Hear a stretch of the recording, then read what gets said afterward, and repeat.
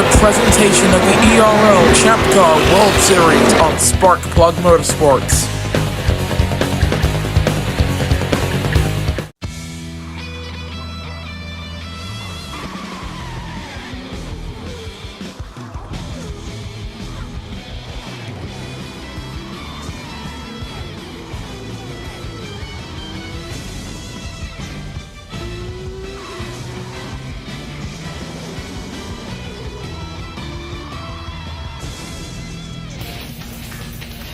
It's time for the grand finale here in California. Nicholas Palomino starts on pole from Sanchez and Burton, then it's Remy LeBeau, Hun Lam Thi, Charles Hernandez, and Matthew Hart.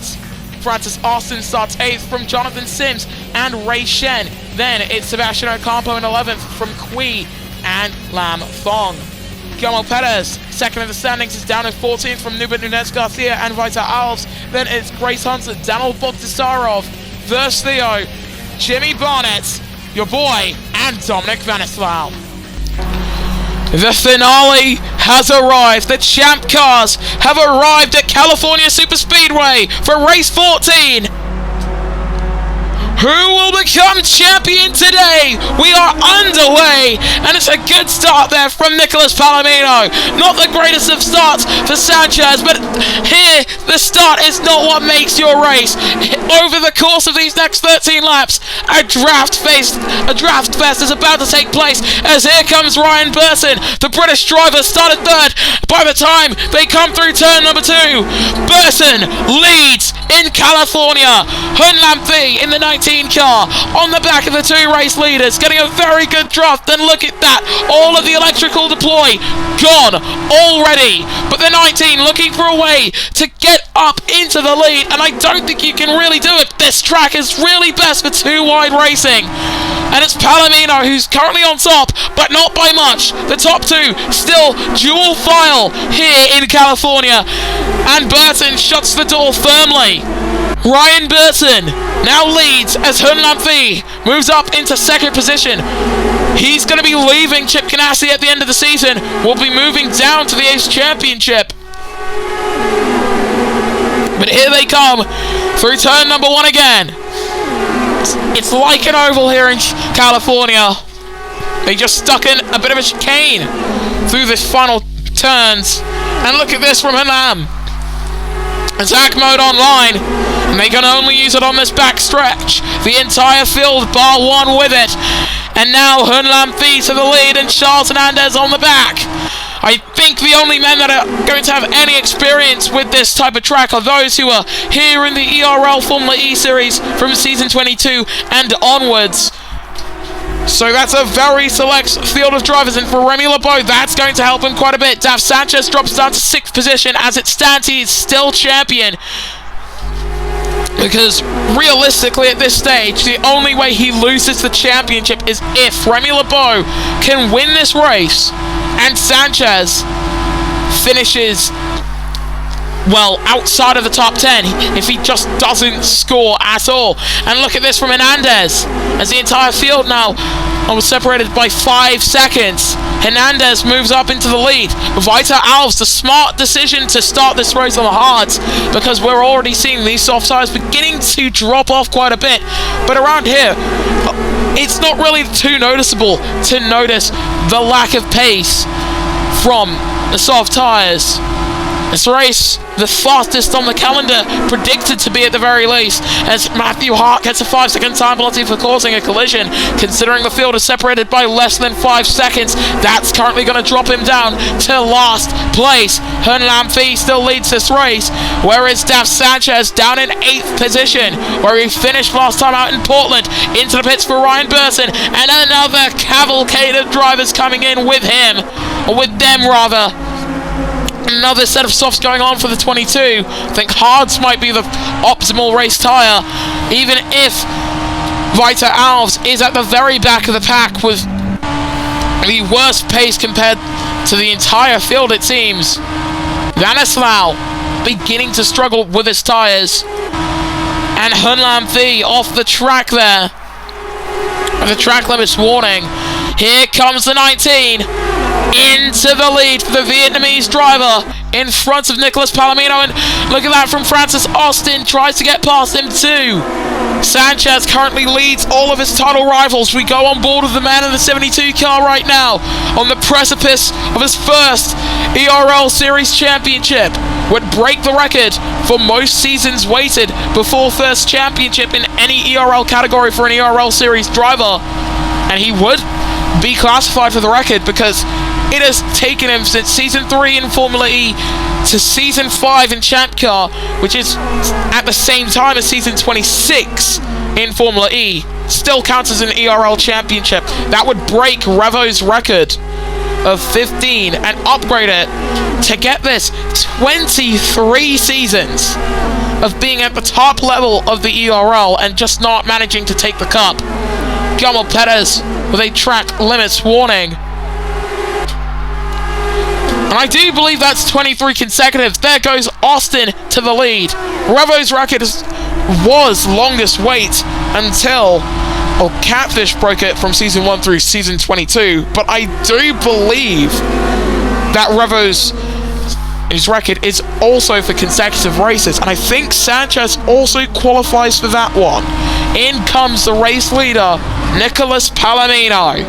Think Sanchez also into the pits, and further back we've got yellow flags. It's Jonathan Sims, 5-second time penalty for causing a collision, faces the wrong direction and is out of the race. Matthew Hart also out, full course cautions called. And this could help Daf Sanchez quite a bit on the hard tyres. Dominic Vanderslow now leads this race at 70% tyre wear. Sanchez coming back out onto the track, and he's way in front of Remy Lebeau. He may be behind the man third in the standings, Daniel Bogdasarov, but does he really care about that? He's in front of the man second in the standings, way in front of the man fourth in the standings, and considering he has a 21-point lead in front of the man in front of him, and look at that, Palomino has come out of the pits with a rear puncture, and into the back of him goes Lam Fong on lap 6. On board with the 93 we are, in his last race with Manthe Racing. And while his teammate may have had a terrible way to potentially end his ERL career already today with a non-finish, I think this could be just as bad, a rear puncture in what could be your last race with your team, as Vanderslow cuts it close coming into the pits with Vita Alves right behind him, but they are making green flag stops. That's a big issue. Grace Hunter could win this race and end a truly historic season for the ERL ChampCar World Series with another rookie victory. And for Ryan Burton, they've got to be thinking, that should have been me, not him. It's not fair.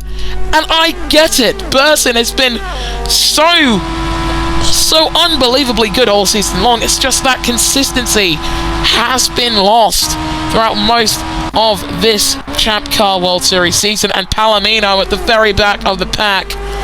House of Horrors indeed. Your boy has just come out of the pits. I wonder if that's a scheduled stop or not.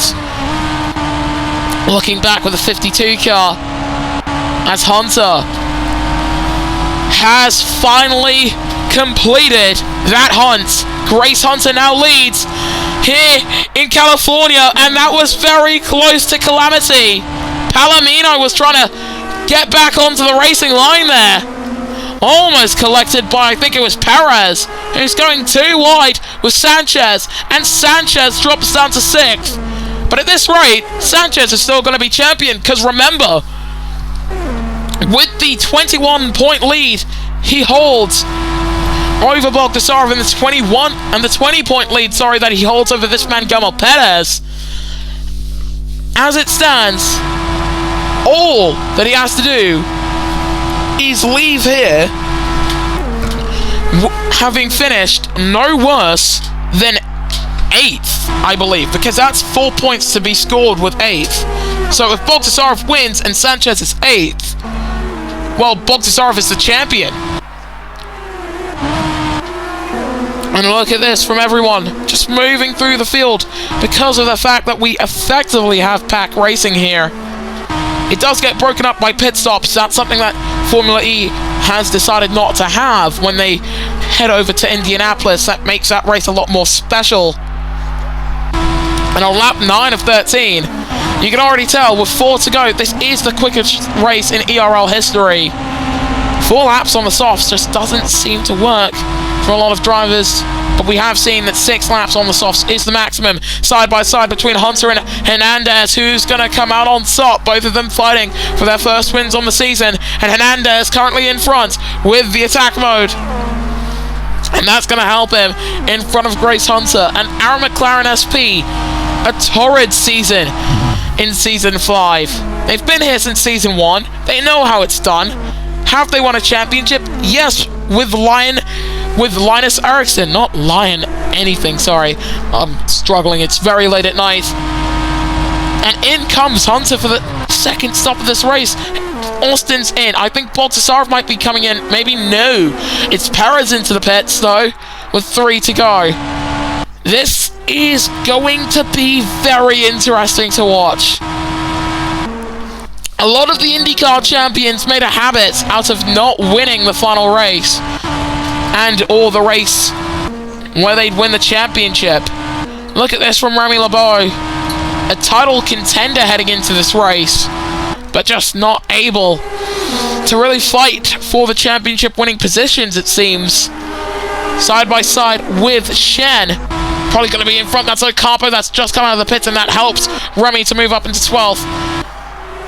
Hunter on those fresh soft tyres, 25 seconds off the race lead. Can he claw that back for his first ChampCar triumph? Because theoretically, Hernandez, Boltasarov, Sanchez, they might not have to pit. Hernandez does come in. Boltasarov comes in. Sanchez comes in. Vanislav is going to stay out. Can Dominic Vanislav, from the very back of the pack, win his first career ChampCar Series race? Gonna find out today, it seems. Jimmy Barnett stays out as well on the hard tyres. Unlike Vanislav, it's not team orders. This is just him choosing to stay out, it seems. And Hunter's come out of the pits in front of Hernandez. There's no real thing as a tyre advantage around this track, it seems. So for Hernandez, this is where he really is, 5th. And that P3 of the top 2 both come into the pits. And considering Vanislav being at 30% tyre wear, I don't know if he's going to make it to the end. We're on board with Dominic Vanislav. This is the ERL ChampCar World Series.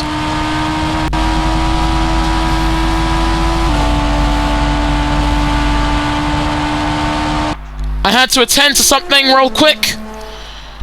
But Vanislav, 23% tyre wear, 22% tyre wear on the penultimate lap. We saw with an earlier stint of his, it didn't look too plausible to make it to the end of the race with more than 6 laps. We could see that ringing out as true. We don't know, though, until that checkered flag falls. And Daf Sanchez, points leader, set to become champion. And, you know, it just seems like so far the champions in the ERL have been somewhat predictable.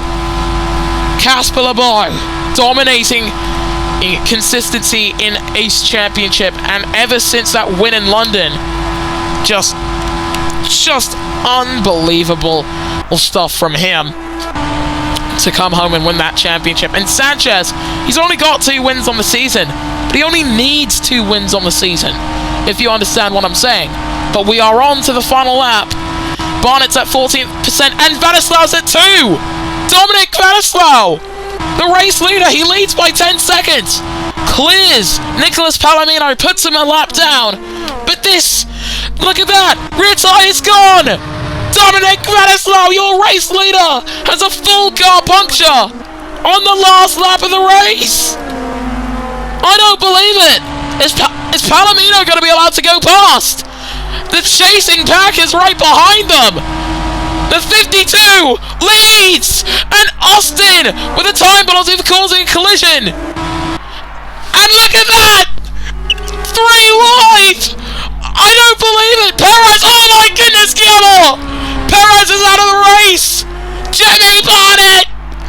It's another unbelievable winner!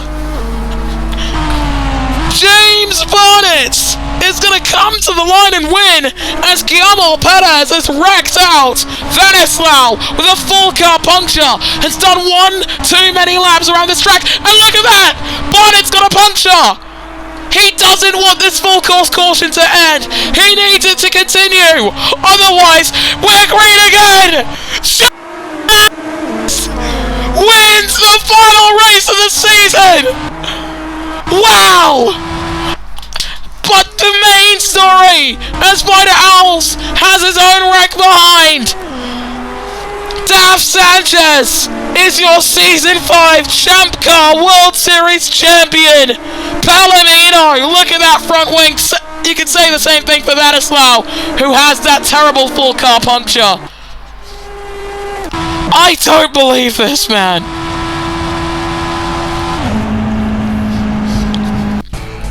First time a driver's been put 2 laps down today. It's unfortunate that it's a champion though. Charles Hernandez takes victory from Grace Hunter and Jimmy Barnett. And for James, well, that's unfortunate. You know, he could have won this race. And had that full course caution extended to when he came to the line, he would have won it. Had that full course caution came out 200 yards later, he would have won it by the slimmest of margins. They were going 3 wide through that chicane. It's just so unbelievable for me, personally, the race that we've had so far. But after the final round of the championship here in California, Bogdasarov came home in 4th from Austin and Daf Sanchez. And Daf Sanchez is your Season 5 ChampCar World Series champion. We will show you the official classifications with the race finishes after we see everything else. Of course, Hun Lamthi came home 7th from Remy LeBeau and Sebastian Ocampo, with Vita Alves being the last of your finishers. First Theo outside of the top 10 from Kui and Garcia. Then it's Lam Thong, Vanislav, Shen, Burton, your boy, and Nicholas Palomino, who was 2 laps down and therefore classified behind Guillermo Perez, still in front of Matthew Hart and Jonathan Sims. And this image might haunt the Spaniard for quite some time. Being classified behind a guy who didn't see the checkered flag, that's going to haunt him for quite some time, in my opinion. Your official driver standings, just the points. Daf Sanchez, your World Drivers Champion from Daniel Bogdasarov, and Charles Hernandez, the first ever ChampCar Rookie Champion. Guillermo Perez in 4th from Remy LeBeau and Nicholas Palomino. Then it's Grace Hunter, 2nd in the rookie standings from Sebastian Ocampo and Jonathan Sims. 3rd in the rookie standings being Ryan Burton, who's 1 point in front of a 2-way tie in the rookie standings between Barnett and Garcia. Okui is 13th, and look who's won the Team Penske Brazil battle. Vita Alves, the rookie, in front of Theo. Then it's Shen, Fong, your boy, Austin, Hart, Hun Lamthi, and Vanislav. Vanislav, the bottom of the rookie table and the official classification table. As for the official Constructors standings, Hyperdrive Racing take their 2nd consecutive World Constructors Championship from Mission Winnow Power Motorsport and Maya Shank Racing. Then it's Manthe Racing, AJ Foyt Racing, Chip Ganassi Racing, and Apex GP. Team Penske are 8th from Aaron McLaren SP and Andretti Green Racing, who just missed being last by 1 point, and it was a 2-way tie for 8th position as well. Well, take a look at this then. Sanchez took 2 wins on his way to the title. Bogdasarov took 2 wins to P2. Hernandez only got the 1 win, and Perez also took 1 win. But what I really want you guys to take a look at is Remy LeBeau. 4 wins on the season, the most of any driver this season. And he's not champion because his only other point score from the season was 4th place last time out.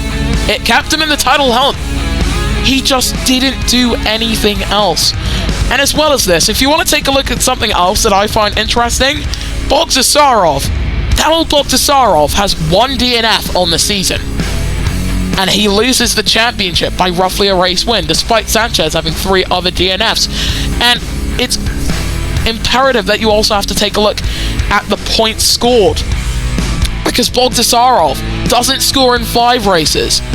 Sanchez's 3 DNFs are the 3 races where he doesn't score points. Bogdasarov doesn't score points in 5 other races aside from his DNF. And it's all of these statistics that go into a title-winning season. Kui, Garcia, also race winners alongside Jonathan Sims. But those guys weren't really in the title hunt, and nor was Nicholas Palomino, and that's also just because they didn't really have too much else to say other than that. Palomino's average finish is roughly, if you only look at the points scored, is roughly, I believe, P2, but he's not champion because he has 5 points finishes in a 14 race season. But that's enough yap. Well done to Daf Sanchez. You are an ERL ChampCar World Series champion. We will see you guys next time for Season 6 when the ERL ChampCar World Series returns.